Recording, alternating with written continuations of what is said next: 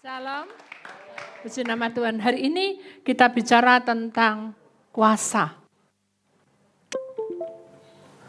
Kuasanya, saudara.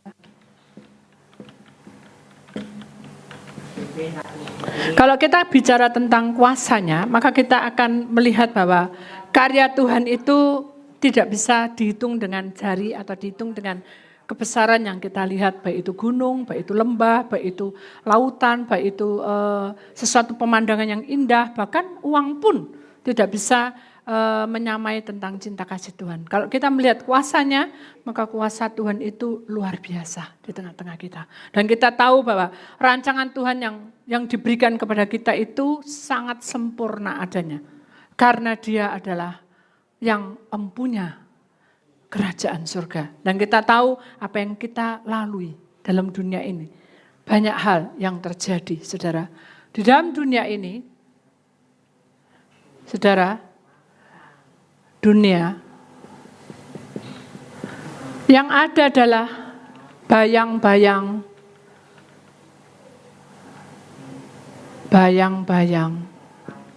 kesenangan. Kenapa? Karena ini hanya sebatas orang bilang hanya sebatas kita itu memiliki sesuatu. Contoh, kalau kita ini pandai, kita banyak teman. Kalau kita ini kaya, kita juga banyak teman. Tapi begitu kita jatuh, begitu kita punya masalah, maka teman kita atau orang-orang sekitar kita kadang menjauh. Bahkan sanak saudara pun menjauh. Itulah keadaan hidup manusia di muka bumi ini. Jadi dinamakan bayang-bayang kesenangan. Nah, bayang-bayang kesenangan ini di dalam tubuh manusia, secara di dalam tubuh manusia, proses bayang-bayang kesenangan ini adalah proses di mana kehidupan seperti kelahiran. Sudah tahu kelahiran kan? Dari kandungan, keluar, bayi, dia menangis, tidak tahu apa tujuannya. Begitu dia bisa bicara, dia mulai mengungkapkan isi hatinya. Ya, dia mulai memberikan ide-idenya. Ya, itu yang kita alami dalam tubuh manusia. Sampai kita menginjak remaja, menginjak dewasa, menginjak kita menikah, bahkan sampai kita memiliki turunan dan sampai tua pun, saudara, namanya bayang-bayang kesenangan ini tetap ada di sekitar kita. Nah, sekarang akan dibawa kemana tubuh kita kalau kita harus melewati bayang-bayang kesenangan ini? Yang kita tahu, saudara, dengan keadaan seperti ini, tubuh kita ini harus ada namanya waspada. Kalau tubuh kita tidak waspada, maka kesenangan yang kita hadapi adalah semu. Ya. Kesenangan dunia yang kita terima itu adalah semu. Orang hidup itu kalau mati tidak membawa apa-apa. Tapi orang hidup, kalau kita memiliki Tuhan, kita mati adalah untung, hidup pun adalah keuntungan bagi kita. Jadi itulah yang kita tahu bahwa setiap kehidupan manusia di muka bumi ini, kita seringkali kita bisa juga karena kita saking moodnya atau saking semangatnya, saking orang bilang penuh dengan harapan, ya manusia kan gitu. Terus dia mulai melambung tinggi semangatnya, enggak apa-apa, tapi kita harus ingat bahwa di dunia ini kita memiliki bayang-bayang kesenangan. Jadi kita harus waspada, supaya kita tidak salah melangkah, supaya kita tidak, begitu kita sudah masuk, kita salah, ternyata pengeluaran kita itu cuma contohnya 500.000, kenapa aku kok bisa ngeluarno 1,5 juta? Berarti kita bukan torok, tapi kita apa? Kurang. Terus kerja bagaimana modelnya? Bagaimana caranya untuk meraih hutang 1,5 juta? Nah itu contohnya. Jadi bayang-bayang kesenangan itu kita tidak sadar bahwa kita ini kejebak di dalamnya. Nah itu adalah pola pikir. Jadi tubuh ini ada yang menjangkau di dalam kesenangan ini adalah pola pikir kita, saudara. Pola pikir. Kalau kita punya kuasa dalam hidup manusia, contoh saudara, kalau kita ini seorang bapak, kita punya kuasa untuk melindungi, punya kuasa untuk mengatur anak-anak kita. Kita tidak punya kuasa untuk mengatur anak orang. Ya, itu contohnya. Itu adalah kuasa yang diberikan oleh Allah karena kita ini memiliki suatu tubuh kita itu memiliki tugas sendiri-sendiri. Seorang istri juga ketika kita punya kuasa, istri juga punya kuasa untuk menyayangi suami, punya kuasa untuk menyayangi anak. Dan kadangkala dengan berkata kuasa, maka tubuh kita ini kadang lepas kendali pola pikir kita. Jadi pola pikir yang lepas kendali itu akan merugikan banyak orang. Nah, hal-hal yang seperti itulah yang harus kita waspadai. Kenapa? Karena itu akan membawa bencana bagi hidup kita. Dan kalau hidup kita mengalami bencana itu, maka kita selamanya tidak akan mengalami kesejahteraan. Loh, Bu, tapi aku sudah terlanjur, Bu. Nah, namanya orang sudah terlanjur, berarti pola bayang-bayang kesenangan ini sudah menguasai pola pikir kita. Sehingga kita mengalami tekanan demi tekanan. Nah, kalau tekanan demi tekanan itu ada, maka kita tidak bisa memakai kekuatan kita lagi. Tapi kita harus memakai apa? Tangan kita, hidup kita, tubuh roh jiwa kita bersyukur kepada Tuhan. Kenapa? Karena dengan kejadian ini saya harus berpegang lebih lagi dekat pada Tuhan. Loh, Bu, apakah kalau ada masalah itu berarti aku itu baru dekat pada Tuhan? Enggak, salah. Ketika sudah belum punya masalah, haleluya, saudara, kalau kita tidak punya masalah, kita semakin dekat pada Tuhan. Ketika kita punya masalah, kita semakin dekat pada Tuhan. Tahu maksudnya ya, saudara? Jadi pola bayang-bayang kesenangan itu ada di dalam sekitar kita. Tapi ketika kita punya Tuhan, maka Tuhanlah yang bertindak dalam hidup kita. Jadi kita ini, kekuatan kita semuanya itu Tuhan yang punya kuasa atas hidup kita. Jadi kita serahkan pada Tuhan, itu intinya. Kalau kita serahkan maka akan kita lihat film ini nanti. Ya, ada seorang seorang yang sudah putus asa, saudara, karena orang ini benar-benar sudah tidak mampu untuk menjalankan hidup ini karena dalam proses ini dia sudah melihat kenyataan yang tidak mungkin dan tidak masuk akal. Kenapa? Karena anaknya ini meninggal, saudara. Dan anak yang sudah meninggal ini, saudara, selalu dia itu memiliki anak satu dan dia sangat mencintainya. Dan suatu hari dia punya panas, tiba-tiba panas badannya, mempunyai penyakit yang tiba-tiba panas kemudian meninggal. Nah, orang yang tidak mencintai itu, maksudnya orang yang belum mengenal Tuhan ini tadi, dia mendengar bahwa ada seorang guru yang bernama Tuhan Yesus yang bisa menolong dan membantunya. Nah, akhirnya dia lari, saudara. Dan dia tahu bahwa apa yang dia alami dalam kesenangan dunia itu sudah tidak didapat. Kenapa? Karena anaknya satu-satu harapannya untuk masa depannya meninggal. Nah, itulah yang membuat orang ini tubuhnya dan pola pikirnya sudah buntu. Dia sudah tidak bisa berkata waspada, akhirnya dia menghampiri Tuhan Yesus. Nah, sekarang kita perhatikan baik-baik. Mungkin saudara sudah mendengar kisah ini. Ya, Yairus, saudara. Bapak ini walaupun dia mengenal kisah-kisah tentang Tuhan, tapi dia belum sepenuhnya mencintai Tuhan. Tapi dengan kejadian ini kita harus sadar bahwa jangan sampai kita mati baru kita bertindak. Jangan sampai juga seperti saya. Ya, dari kecil, umur 5 tahun, saya sudah suka mimpi-mimpi, tapi mimpinya bukan mimpi malaikat, mimpi ketemu Tuhan, mimpi ketemu dengan malaikat yang berjubah, yang apa. Jadi makanya saya suka melihat malaikat, saya suka membuka buku-buku malaikat, karena saya pernah bertemu seperti ini. Oh, ini aku pernah bertemu gitu. Nah, itu yang saya alami. Nah, akhirnya saya juga tidak ngerti mengapa saya mimpi-mimpi itu, dan akhirnya Tuhan bilang bahwa kamu adalah hamba-Ku. Itu sampai berjalan sampai umur saya 12 tahun. Tapi saya kan namanya manusia. Ya, saya kan bilang, aduh saya ini masih muda. Saya umur 12 loh, ngapain gitu. Padahal saya harus ingat bahwa Tuhan aja 12 tahun ada di Bait Suci mengajar. Saya tidak sadar itu. Jadi kita penguasaan diri bayang-bayang kesenangan itu dalam dunia ini, saya sudah memiliki pola pikir saya bahwa saya tidak perlu ke sana. Pokoknya saya aman-aman terkendali, cinta orang tua, hormat orang tua, patuh orang tua, ya sudah tidak ada pelanggaran, pokoknya saya jadi anak baik, ya sudah sampai di sini. Ternyata enggak, saudara. Orang di dalam dunia ini berbuat baik itu adalah kewajiban. Orang dalam dunia ini melakukan perintahnya sebagai suami, istri, anak, mantu baik itu adalah kewajiban. Tapi satu hal yang harus kita ingat, apa kerjamu di dunia ini? Saya bilang, saya sudah melayani. Saya sudah Senin, Selasa, Rabu, Kamis, Jumat, Sabtu, Minggu melayani. Saya sudah cinta sama orang tua. Orang tua lo bilang apa tak ikuti. Saya juga tidak pernah bermusuhan dengan siapapun orang. Saya di gereja juga baik-baik kok. Tidak ada nilai jelek sih. Mungkin di hadapan pendeta saya sudah bilang, mungkin nilai saya A. Kenapa? Saya selalu tidak pernah absen di gereja.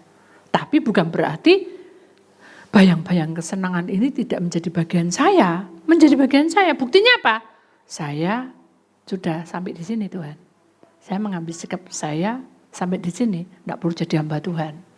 Akhirnya umur 12 terjadi sesuatu peperangan. Sehingga akhirnya saya mulai orang bilang berontak.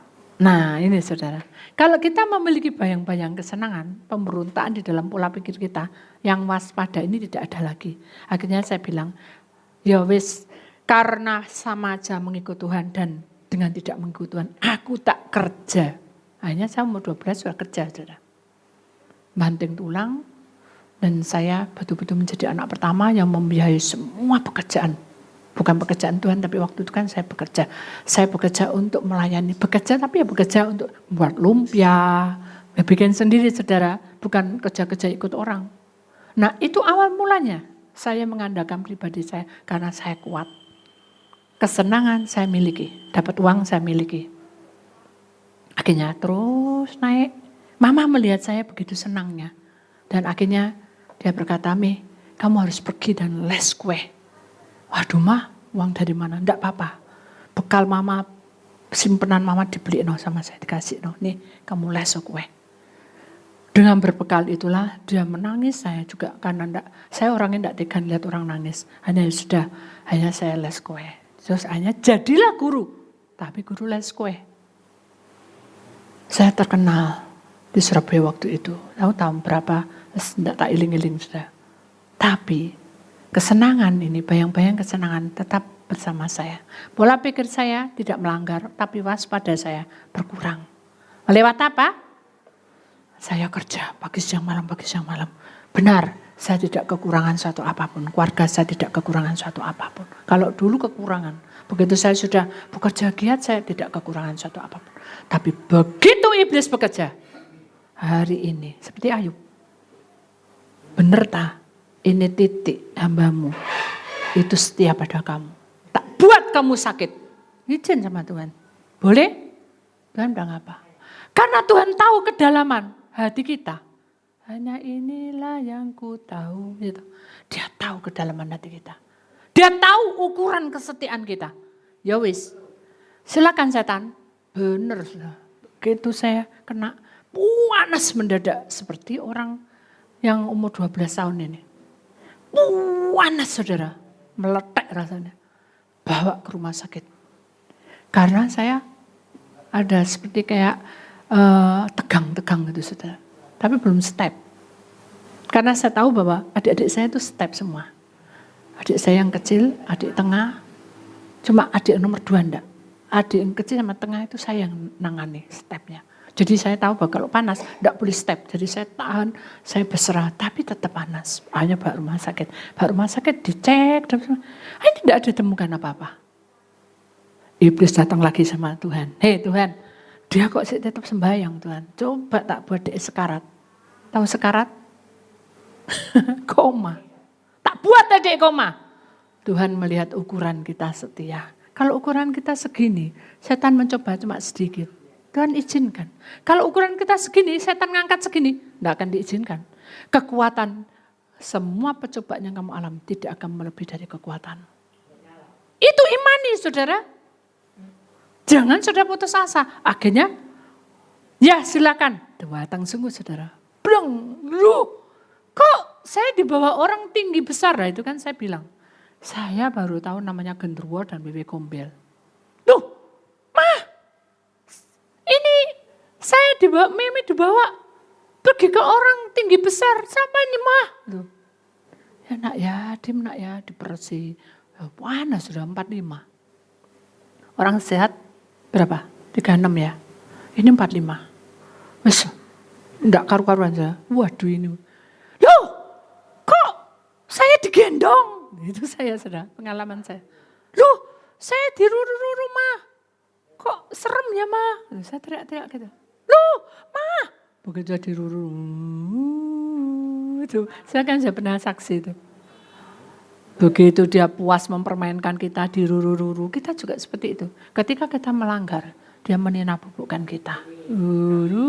Begitu saatnya tiba dia menghancurkan kita, dia langsung pegang kaki saya. Dalam roh. Dia unting-unting saya. Waduh, saya kan sakit. Ma, ini apa nih, aku diputer-puter kakiku, dipegangnya diputer-puter, diunting-unting. Orang mainan tuh, saudara. Apa dia namanya, diputer-puter. Ya kalau orang yang main, yang nari disco itu siapa saudara yang main tuh? John Travolta ya, kan gini-gini sekali. Lah itu, saya diunting, bukan saya yang gini, tapi saya yang di atasnya. Wah, saya teriak-teriak kayak orang kesurupan nih saudara. Sampai dokter ngasih obat penenang tuh saya masih tetap disuntik supaya saya tenang. Tidak bisa teriak-teriak. Sakit mah, jatuh. Sudah wanted dikeplek, tahu dikeplek, dilepaskan, ngelundung, buah. Itulah, saya baru tahu. Oh, itu namanya gandruwo. Pantesan baunya ndak enak, kayak mayat. Pantesan di rambutnya ini kok banyak kayak apa namanya, binatang malam, kelelawar, terus lipan, terus apalagi kalajengking, kelabang, kaki 1000, banyak saudara. Saya enggak tahu gunanya apa, mengapa Tuhan memperkenalkan saya dengan kuasa kegelapan. Bayangan kesenangan tiba, iblis mulai bekerja dengan pola pikir tubuh kita, sehingga kita kebawa alam roh. Nah jadi kalau kita tidak bisa menguasai bayangan kesenangan ini, maka manusia akan dibawa kemana? Kemana? Roh. Roh, ya roh jahat. Masuk. Begitu masuk, sudah jatuh, diangkat lagi. Lain lagi mah, matanya besar. Saya bilang gitu. Tapi kenapa ya? Ma, ini kenapa aku disusui? Dikasih susu saudara. Maaf saudara, itu namanya pipi gombel. Baru tahu. Tapi ruru-rurunya beda. Kalau ada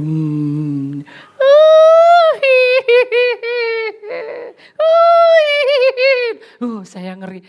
Kok serem banget ya. Kok aduh, berdiri semua berkuduk saya. Merinding semua. Saya bilang, ma, aku takut. Waduh, kasih minyak urapan. Kasih minyak urapan. Mama dengan setia menemani saya. Ketika kita tidak bisa menguasai kesenangan ini, sudah bayangan kesenangan ini, pola pikir kita pasti masuk ke dalam alam roh jahat. Kalau saya seperti itu, tapi saudara mungkin dipegang dengan keuangan. Kita dipamerkan beli mobil, kita dipamerkan beliin. Keuangan kita tidak cukup. Iblis meninabobokan. Seperti saya digendong sama pipi gombel tadi. Setelah dia gitu, dia naik. Tadi kan diunting, dia naik. Watas, ma, naik gunung ma. Kok cepetin naik gunung, cuma hanya berapa langkah. Naik, begitu naik. Tahu saudara, rambut saya kan panjang rambut saya, dijambak gini saudara. Dilihat muka saya, serem pipi gombel itu saudara. Mukanya gini lebar, matanya merah. Hidungnya tuh samar-samar ya, merenges ini. Lepas, saya nangis, mah sakit, mah badan sakit. Alam roh jahat. Kalau kita tidak waspada, kita ke bawah. Nah, Pak Yarius ini untung bertemu dengan Tuhan. Dan dia sujud dan dia minta, Tuhan, tolongi aku. Anakku sudah mati. Tapi murid Tuhan bilang apa? Secara logika, murid Tuhan bilang apa? Sudahlah Pak, jangan mengganggu guru. Guru ini lagi ngajar. Sudah pergi. Sudah, anakmu sudah mati ya. Orang mati tidak bisa bangkit. Sudah. Diusir bolak-balik, saudara. Nah, kita juga ketika kita sudah mengalami bayang-bayang ini, saudara, dan kita masuk ke dalam roh jahat, kita tertekan dengan hutang, tertekan dengan keadaan hidup kita, keluarga kita. Ingat, jalan satu-satunya kita itu harus apa? Apa nih? Doa sama dengan apa?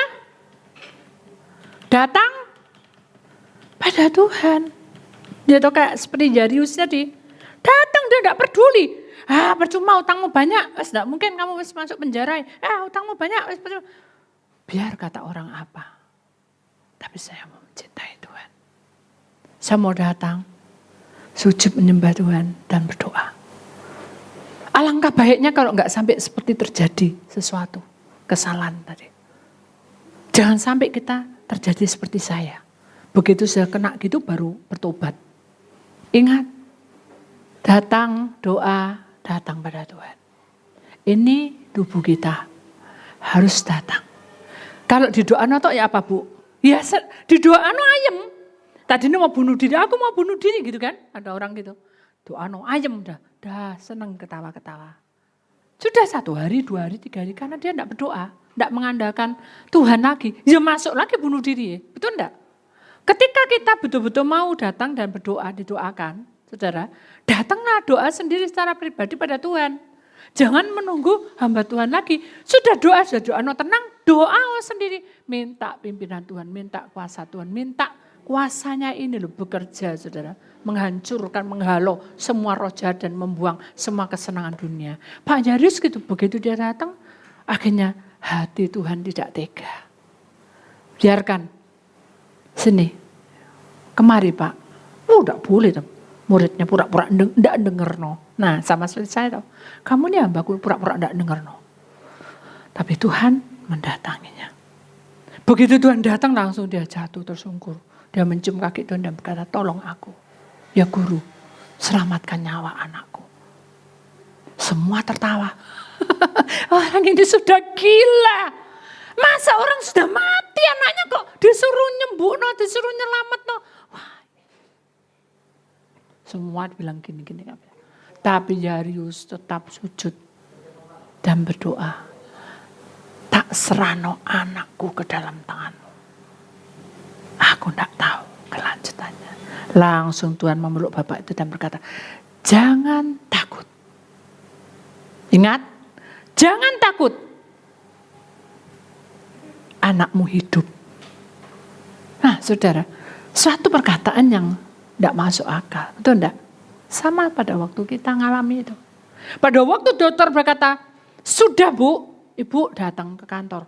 Ya datang. Ya Dok, dengan harapan kan mama pasti minta sembuh anaknya. Bagaimana ya Bu ya? Dokter wis angkat tangan saudara. Kayak sungguh opo-opo. Disuntiki, diambili darah, tidak nemu apa-apa. Bingung kan? Kenapa Dok? Maaf ya Bu. Ibu bawa pulang aja Bu anak Ibu. Loh kenapa Dok? Tolong anak Dok. Katanya mama. Baju dokter itu mungkin sobek me. Tak geret-geret katanya. Demi meme supaya sembuh katanya. Tolong Dok. Siapa mau anak itu gitu no sudah. Wis pulang Pak pulang alias mati. Dokter bilang maaf ya Bu. Saya tidak menemukan satupun penyakit dalam tubuh anak Ibu. Maaf Bu. Terlalu lama Bu, mahal di sini. Malah gitu sudah. Ibu nanti banyak hutang Bu, pulang aja. Sudah, bawa pulang anaknya. Sudah, mama nangis terus. Saya masih dengar, orang koma kan hanya dengar. Orang koma bisa mendengar, dengarkan. Makanya wes kate otai orang tua aku. Mertuaku kate ot salah jahat. Udah boleh sudah, dia dengar sudah. Orang koma dengar saudara Mas An, saya dengar. Papa megang saya. Kaki saya sudah diciumi. Bangun. Terus siapa namanya? Mama meluk saya menyium semua. Adik-adik saya nyium semua. Besoknya malam adik saya mimpi. Itu di orang mati apa-apa. Pelambang mati semua. Kayak siapa apa sedih, tidak ada suara apapun nangis, stop suaranya. Nah paginya sudah terjadi itu malam fajarnya baru saya ketemu dengan Tuhan. Ketika saya ketemu sama Tuhan, pasti kuasanya bekerja. Amin. Ketika kita ketemu dengan Tuhan, doa datang pada Tuhan, ketemu Tuhan enggak? Ketemu, bertemu. Loh mana Bu Ajai? Loh jangan dipikir dengan logika, saudara. Murid Tuhan Yesus memikir secara logika, orang mati gak bisa bangkit. Tapi Tuhan tidak memikir logika. Tuhan melihat hatimu sampai kedalaman hatimu. Hanya itu yang ku tahu. Tuhan tahu kedalaman hatiku sekarang. Kamu setia? Tuhan tahu. Kamu main-main? Tuhan tahu. Kamu memerlukan sesuatu tok, datang minta berkat? Tuhan tahu. Makanya jangan kita berpikir bahwa Tuhan baik panjang sabar. Loh jangan sampai iblis nanti tangkep ini sudah. Bayang-bayang kesenangan alam roh jahat ini masuk nanti. Jangan main-main, jangan buka celah. Nah begitu saya dioperasi Tuhan sembuh, barulah saya baru sadar bahwa kuasanya sudah merubah hidup saya untuk setia padanya. Jangan sampai koma dulu. Sekarang saudara belum koma. Jangan seperti saya dari bawah lagi. Aduh saudara iblis tangkap terus. Saya difitnah terus-terusan sampai saya menghadapi semua tantangan itu sudah. Kalau bukan karena kekuatan Tuhan, saya tidak ada di sini saudara. Berulang kali iblis cobai saya saudara. Tabrakan, terus beruntun saudara. Ditobruk. Mau keracunan, benar ya, berulang-ulang dalam 1 tahun, tidak 3 tahun saya lupa pokoknya. Ya tubuh roh jiwa sudah, dicobai terus, kamu setia enggak lihat gini, kamu keracunan tiba-tiba. Makan tongkol, keracunan tiba-tiba biru semua. Didoano sembuh. Jadi saudara, kalau kita sudah masuk dalam alam roh jahat, kemasukan, maka hidup kita pasti saudara kalau tidak ada doa, maka kita tidak akan kuat. Kewaspadaan kita tidak akan kuat. Pak Jairus bertemu dengan Tuhan, Tuhan bilang jangan takut, sekarang mana anakmu? Nah, pertemuan dengan Tuhan itu memberi kuasa kesembuhan. Nah, akhirnya dia datangi, semua nangis suruh pergi, tutup pintu. Mengapa? Karena Tuhan ingin kita pribadi yang bicara. Amin. Jadi saudara harus pribadi dengan Tuhan bicara.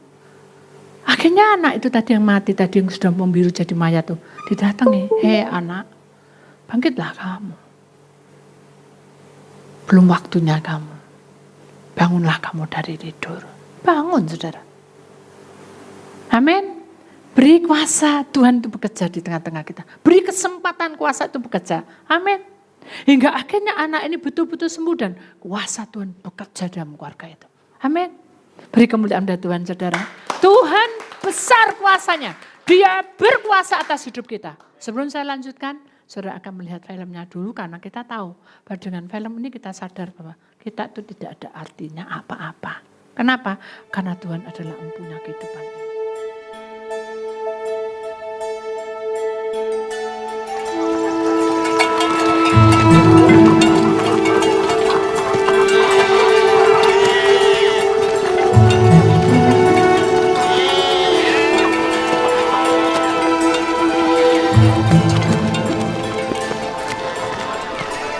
Rabbi, I beseech thee. My little daughter lieth at the point of death. I pray thee, come and lay thy hands on her. She may be healed. She shall live. Take me to your home.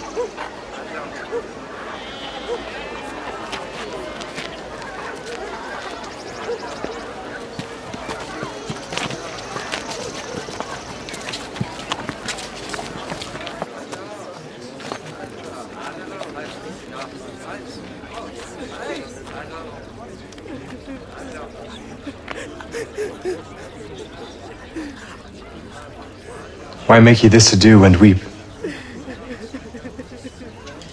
She is not dead, but sleepeth. Leave this house.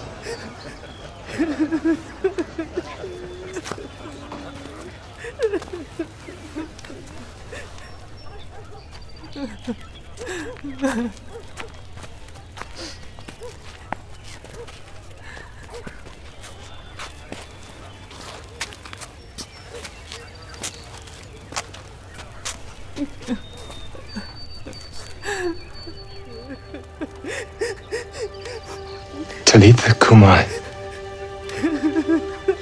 Arise.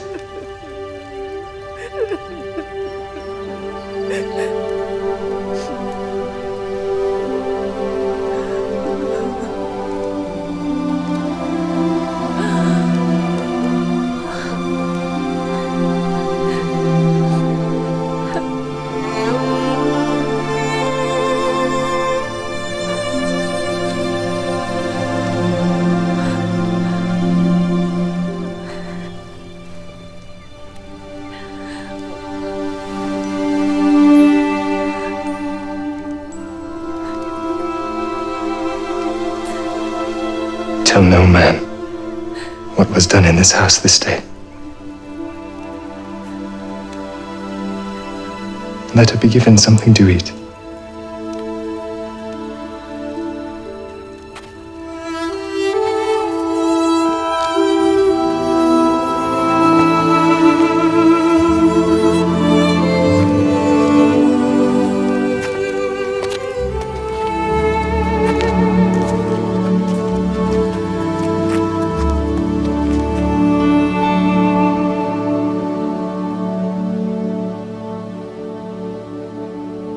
Tuhan berkuasa atas hidup kita. Kalau kita memiliki Dia di atas segala-galanya, maka kita ingat satu ayat, saudara. Kita akan lihat firman Tuhan sebelumnya. Ada satu kehidupan yang kita harus mengerti bahwa di luar sana, saudara, di luar sana ada penguasa roh yang mengintai kita. Bayang-bayang dunia, bayang-bayang kesenangan ini, yang alam roh jahat ini, mengintai kita. Di aura-aura itu tadi, saudara, akan menguasai pola pikir kita, tubuh kita dulu, baru roh dan jiwa kita. Maka itu kita harus waspada. Dalam perjalanan kita ini, kita tidak tahu. Kalau orang bilang rohnya itu tidak ada, bukan mati, tapi rohnya nyangkut. Kebanyakan manusia penuh dengan banyak kendala hidupnya, sehingga dalam perjalanannya dia tidak akan menemukan namanya mesbah. Ini mesbah, saudara. Mesbah ini diberikan kepada setiap orang yang percaya. Dia membentenginya setiap hidup, lingkaran hidup, roda berputar ini roda berputar, saudara. Hidup nasib kita. Kalau orang dunia bilang nanti kita di atas, kadang di bawah, kadang di sini, kadang di sini. Kita enggak. Setiap roda berputar, tiap langkah, setiap menit, setiap detik. Para malaikat ini menjadi saksi hidup kita. Amin. Jadi saudara enggak perlu takut. Apapun yang terjadi, saudara sekarang itu mengalami banyak badai. Sering saudara mengalami sesuatu yang tidak kita inginkan. Ingat, malaikat tidak tinggal diam, dia laporan terus sama Tuhan. Seperti setan tadi. Ketika kita menghadapi masalah dunia, ketika saya menghadapi masalah orang tua saya broken home, saya sebagai anak pertama, saya tidak tahu apa yang saya lakukan. Roda hidup saya ini terasa berhenti. Tapi saya merasa bahwa ketika saya berdoa, nih saudara, saya bisa berjumpa dengan Tuhan. Bukan berjumpa wajahnya, itu bukan. Saya merasa tenang. Walaupun mungkin luka ada. Ingat, setiap manusia itu pasti mengalami kikisan. Tahu kikisan? Perasaan yang halus dilukai. Ya. Hati yang benar-benar jujur, justru dilukai. Pikiran yang benar-benar kenceng justru dikotori. Itulah iblis. Jadi kalau kita tahu bahwa setiap langkah hidup kita, roda berputar ini saudara, malaikat itu senantiasa menjaga kita. Kita tahu bahwa di pelataran yang kudus ini adalah Allah Bapa. Di tengah-tengah ini ada kuasa yang besar. Memberikan kuasa, mengurapi, siap turun dalam hidup kita satu persatu. Jadi kita ingat dalam Yohanes 11 ayat 25, di sini diterangkan. Ya, bahwa keadaan kita sebagaimanapun adanya, Yohanes 11 ayat 25. Jawab Yesus, akulah kebangkitan dan hidup. Barang siapa percaya kepadaku, ia akan hidup walaupun ia sudah mati. Artinya apa? Sudah mati-mati gitu, enggak. Mati pekerjaan. Tahu mati pekerjaan? Gak punya uang satu til pun. Tahu satu til? Satu keping pun. Saudara sakit, divonis dokter. Saudara hancur rumah tangga saudara. Itu mati saudara. Hidup yang seperti ini tidak menyenangkan. Tapi Tuhan bilang, ini jawabnya Yesus malam ini. Akulah kebangkitan dan hidup. Jadi saudara tidak perlu khawatir apapun yang terjadi, dia akan membangkitkan kita dari hidup baru. Kalau kita percaya, kita akan hidup. Makanya dibilang akan, saudara, bukan hidup, akan. Kenapa? Karena iman kita yang berjalan dulu. Kalau kita tidak berjalan dengan iman, ya kita tetap mati, saudara. Kalau saya pada waktu saya sudah kembang kempis, saudara, koma, saya tidak percaya kedatangan Tuhan itu menghampiri saya, ya saya mati, saudara. Makanya saya percaya, dan akhirnya kehidupan saya dipulihkan di pelatarannya, maka roh kita berjumpa dengan Tuhan. Rohnya kemana? Jumpa dengan rohnya. Rohnya seperti apa? Namanya roh urapan. Nah, makanya kita ini kalau menyembah, ya saudara, jangan kita berpikir yang aneh-aneh. Ya, kalau kita menyembah, kita belajar untuk menghadapi kenyataan ini seperti apa adanya. Ketika ku hadapi kehidupan ini. Nah, berarti saudara mikir, oh uripku kok ngene, oh hidupku kayak gini, betul enggak? Kita tuh harus masuk sungguh dalam pujian itu, sehingga saudara bisa meresapinya. Alah Bu Titi lah ngono, loh justru itu saudara harus belajar. Karena dengan pujian itu, saudara bisa benar-benar menikmati dan kita benar-benar melihat jumpa rohnya. Karena kita tahu bahwa urapan itu bekerja di saat kita memuji Tuhan, di saat kita berdoa menyembah Tuhan. Lalu kita kan rasakan, jalan mana yang harus ku pilih? Wes milih kan gitu ya. Oh ya aku milih mana ya, kan gitu saudara. Dijawab, ditanya dewek, ngomong dewek. Itu artinya kita ngomong-ngomong sama Tuhan. Roh jiwa kita bertemu dengan Tuhan. Ku tahu ku tak mampu, betul enggak? Mampu tak kita? Enggak mampu saudara. Ku tahu ku tak sanggup, betul toh? Enggak sanggup toh saudara? Terus apa? Hanya kau Tuhan tempat jawabanku, betul enggak? Benar toh, itu sebetulnya kata-kata itu menggiring saudara. Nah, hidup saudara ini seperti roda yang berputar ini, ketika saudara nyanyi apa adanya, malaikatnya nyampe no ke Allah. Begitu sampai ke Allah, urapan turun, maka kita menikmatinya. Sehingga ketika kita pulang, berkat itu luar biasa kita nikmati. Itu yang Tuhan mau. Jadi mulai sekarang mari kita melatih diri kita untuk memuji Tuhan dengan sungguh-sungguh. Saya enggak hafal loh, ini loh saya juga enggak hafal, tetap nyanyi. Aku pun tahu ku tak pernah sendiri. Saya enggak hafal saudara. Sebab engkau Allah yang menggendongku. Kapan aku digendong Allah? Lu? Kapan sudah digendong Allah? Ayo, bisa jawab? Kapan? Ketika saudara tertidur, siapa yang melindungi? Halo? Ketika saudara tertidur, siapa yang melindungi? Tuhan. Mari hidup mati di tangan Tuhan, betul enggak? Ketika saudara perjalanan jauh, tiba-tiba saudara sesak, jantung kumat. Apa enggak dut saudara? Apa enggak dead? Betul enggak? Ketika kita enak-enak sudah ngati-ngati, tiba-tiba ada selip bannya. Kita enggak tahu saudara. Betul enggak? Siapa yang gendong kita selamat? Tuhan. Jadi pada intinya hidup dan mati itu Tuhan yang menggendong kita. Kamu punya uang, enggak punya uang, Tuhan menggendong kita. Itu benar saudara. Saya yakin bahwa apapun yang kita hadapi, saudara, kekurangan maupun kecukupan maupun berlebihan soal uang, saudara. Kalau kita tidak hitung-hitungan dengan Tuhan, saya yakin Tuhan memberkati kita. Amin. Jangan hitung-hitungan, saudara. Kalau kita hitung-hitungan, aduh jauh nih ya, antara kiri ke kanan, kanan ke kiri. Tidak akan dapat berkat, saudara. Kenapa? Karena roh kita tidak mengajarkan untuk berserah pada Tuhan. Jiwa kita sudah menuntut, wah gak cukup ini, wes gak mungkin. Tubuh kita akhirnya pola pikir kita kebawa ke sini, alam roh masuk, jebret. Tidak ada jawabannya. Kamu kan udah ambil Bu Titik toh, ada pelepasan, sekarang ada pengurapan. Mana buktinya? Nah, apa jawaban saudara? Tunggu ya, katanya Bu Titik 4 hari lagi gitu. Enggak loh saudara, saya enggak pernah menjanjikan gitu. Bilang apa kalau saudara digituin sama orang?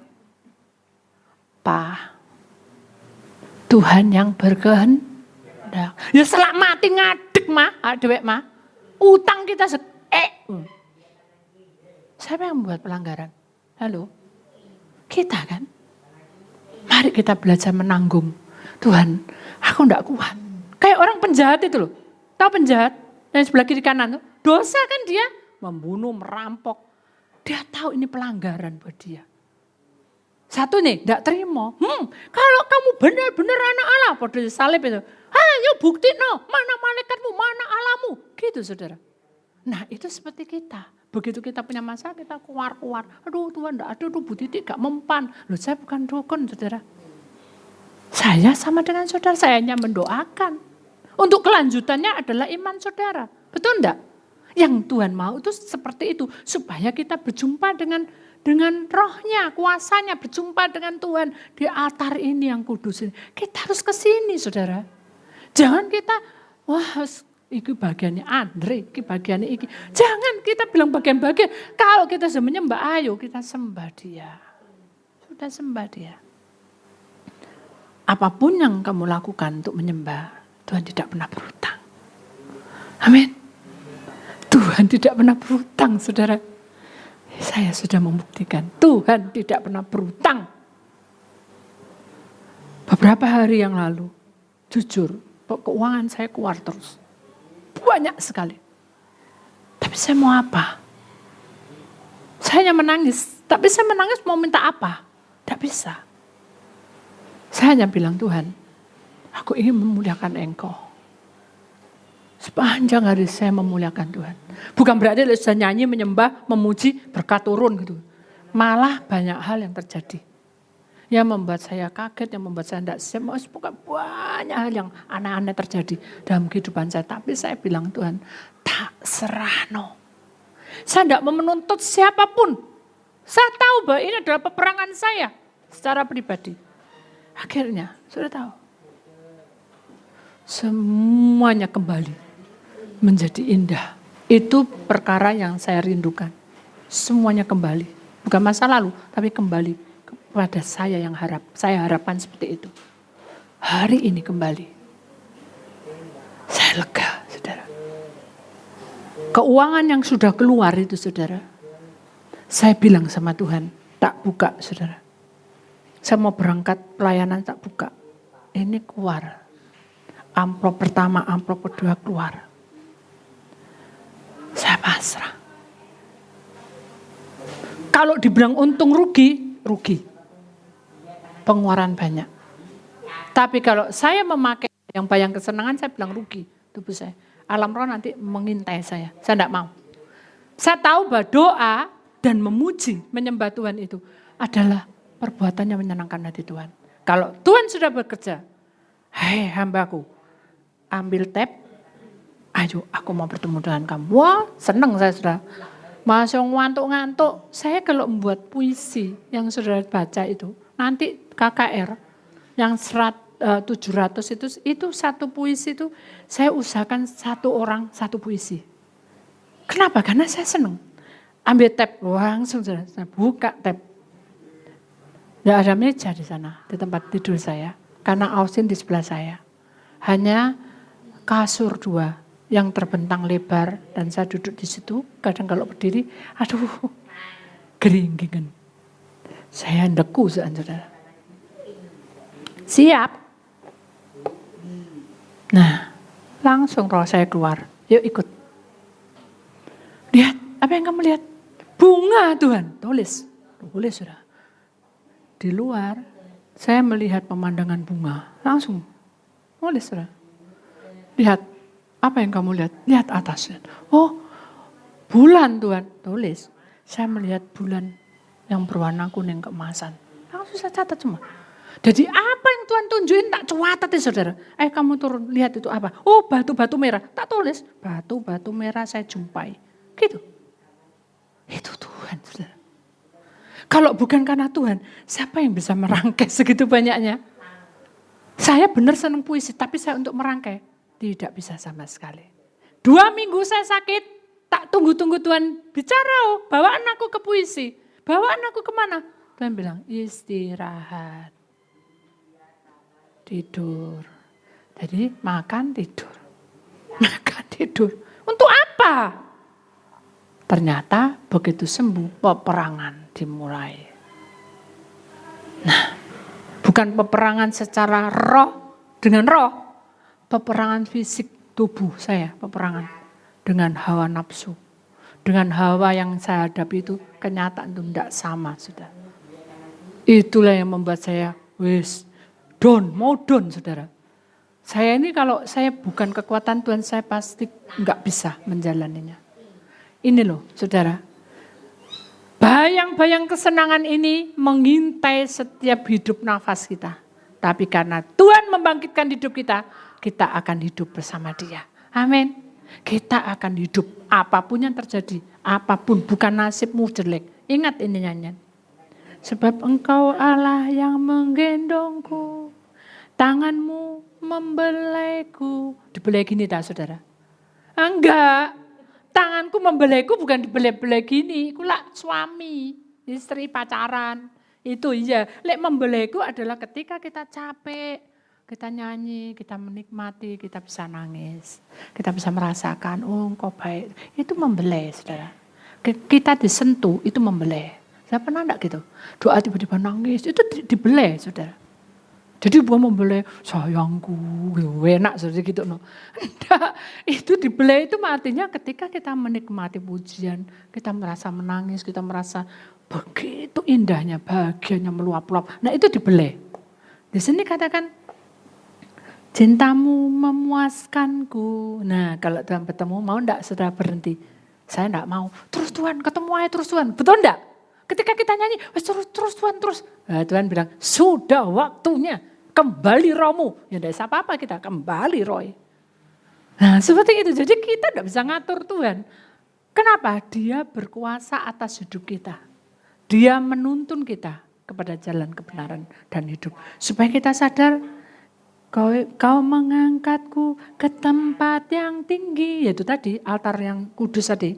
Janjimu seperti fajar pagi hari. Saya lihat fajar kuning keemasan. Itu kemuliaan Tuhan itu seperti itu. Terang melebihi dari kuning, fajarnya kuning. Dan tiada pernah terlambat bersinar. Ya tahu, tidak pernah terlambat. Terus di sini katakan cintamu seperti sungai yang mengalir. Saya tahu melihat aliran sungai yang mengalir. Di pegunungan, seger enggak?